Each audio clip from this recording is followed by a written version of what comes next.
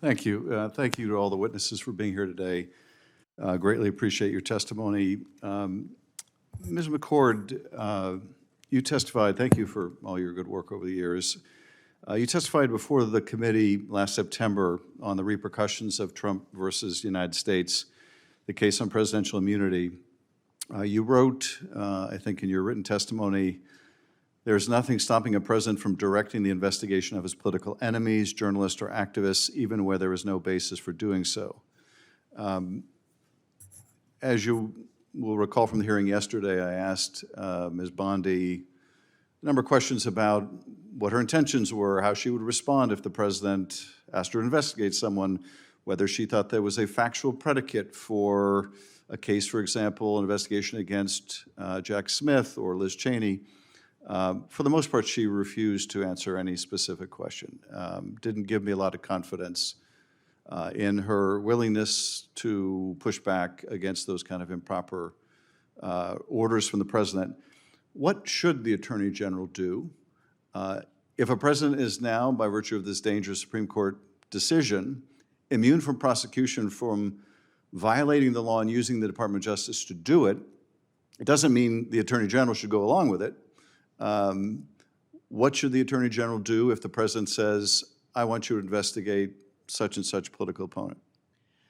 Well, first of all, I would say the immunity decision right now, as far as we know, applies only to the president. And so there's no immunity for Attorney General Bondi if she were to engage in illegal activity or unconstitutional activity in carrying out a directive of Donald Trump. But I think before we even get to that, it would be important for her to make clear that she is not going to direct her department attorneys or the FBI to initiate unfounded investigations. If they're as the Departments of Justice throughout all of my tenure there, always we followed the facts and the law and did not target any person for investigation based on political reasons. So it's really, that's why the independence is so much more important even now in the wake of that decision, because she is the first person to have a position of standing up to the president. I also asked Ms. Bondi whether she would commit to preserving the evidence that was gathered as a part of the January 6th investigation by the department.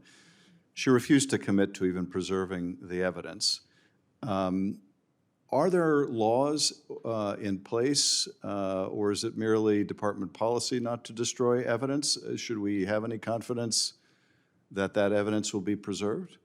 Well, there certainly are Federal Records Act obligations that require that records be maintained, and so I think that she would be well advised to consult with attorneys, career attorneys who specialize in the Department of Justice, and be guided by their counsel. And it's certainly important in this case, as in these cases, as in every case prosecuted by the Department of Justice or investigated, to maintain records. And if I could ask both you and Ms. Gilbert recusal question. So Ms. McCord, maybe let me ask you about where you think the circumstance would be appropriate for her to recuse herself vis-a-vis her prior representation of the president. And Ms. Gilbert, in terms of her corporate clients as a lobbyist, when would it be appropriate for her to recuse herself from working on or influencing department decisions vis-a-vis her former lobbyist clients? Senator Schiff, I think with respect to her previous, personal representation of Donald Trump, she needs to be very concerned, as William French Smith was when he took on this job for President Reagan, having been Reagan's personal attorney, that anything that would appear to be improper, that would show impartiality, she should recuse from. So, for example, investigations into anyone who was involved in the first impeachment proceedings or prosecution, because she defended Donald Trump in those proceedings. Even any investigations or prosecutions into those involved with the cases against Donald Trump, because she has made public statements about prosecutors and investigators needing to be targeted potentially. She's used the term the bad ones. I'm not sure what that means in legal legal parlance. So I think these are the types of matters, including also civil matters. There is Donald Trump has, through his attorneys, filed notice of a civil action against the Department of Justice based on the search of Mar-a-Lago. Clearly, it would be improper for her to take any part in that, in responding to that case. Thank you. And I just would like to note that obviously yesterday she clarified that she'd never represented President Trump in a personal matter, but actually worked there directly with the White House. Also, it's interesting because we have seen this body confirm members who have lobbied for the Chinese Communist Party and confirmed them to positions at ODNI, and it didn't seem that my colleagues on the other side of the aisle had an issue with that. And it's also interesting that we continue to hear General Sessions being brought up at these hearings over and over again.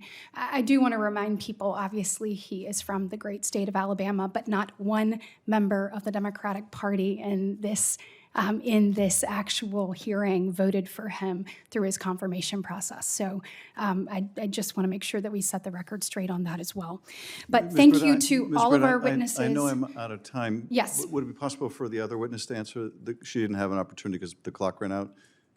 I think we are out of time, but I appreciate that. Thank you.